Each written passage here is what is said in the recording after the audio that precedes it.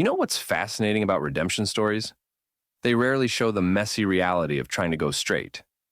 But this animated heist film does exactly that. Former criminals facing rejection after rejection as they attempt to rebuild their lives. The way they've tackled such a complex theme through the lens of talking animals is pretty remarkable. How do you think they managed to balance the serious undertones with keeping it family-friendly? Well, that's where the genius of the animation comes in. Take that opening sequence in Cairo. It's this beautifully stylized scene showing our anti-heroes in their prime, stealing an ultra-rare car. The action is thrilling enough for kids, but there's this underlying commentary about identity and change that really hits home for adults. Speaking of style, the technical execution in this sequel really builds on what made the first film stand out. The way they handle those magnetic compound sequences is just mind-blowing. You know what's really clever about that magnetic compound plot? It's not just a MacGuffin. It creates these incredible opportunities for both visual spectacle and character development. Like when Mr. Wolf has to choose between using it for personal gain or doing the right thing. And that choice becomes even more complicated with his developing relationship with Governor Foxington. The chemistry between those characters adds such an interesting layer. Right. And let's talk about that relationship because it's fascinating on multiple levels. Here's this smooth-talking wolf who can charm his way out of anything, falling for someone who literally represents the law he used to break. Plus, her advice about trusting no one becomes this brilliant thematic thread throughout the story. The way they've woven trust issues through every aspect of the plot really elevates the whole film above typical animated fare.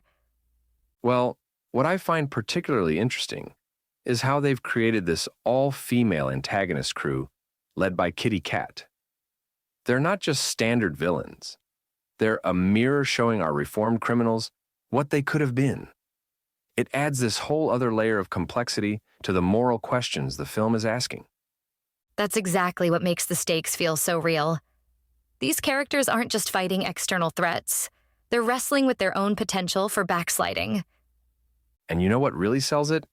The attention to detail in the animation. Every character's personality comes through in their movements, their expressions. The technical team clearly understood that body language can tell just as much of the story as dialogue. The visual storytelling is remarkable. Even the way they handle those heist sequences feels fresh and innovative. Speaking of innovation, let's talk about how they've managed to expand this world without losing what made the original special. They've taken Aaron Blaby'S source material and built on it in ways that feel organic rather than forced. The callbacks are there if you know to look for them, but they never get in the way of the current story. The balance they've struck between honoring the first film while pushing the boundaries is pretty impressive. Even the pacing feels perfectly calibrated. That's because they understand something crucial about family entertainment. You don't have to talk down to kids to make something they'll enjoy.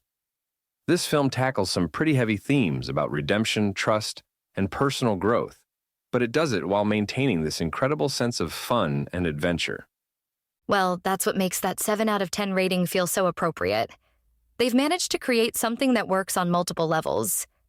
You know what really stands out to me after discussing all this?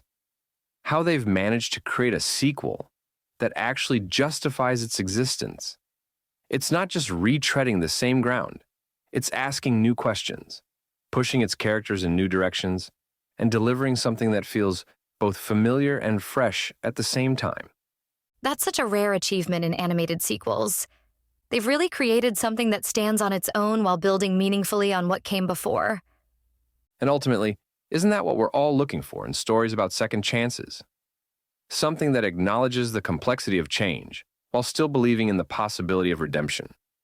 This film manages to do both while keeping us thoroughly entertained along the way. You've been listening to Movies First. Available at Apple Podcasts, Spotify, iHeartRadio, or your favourite podcast player. You can also stream on demand at Bytes.com. This has been another quality podcast production from Bytes.com.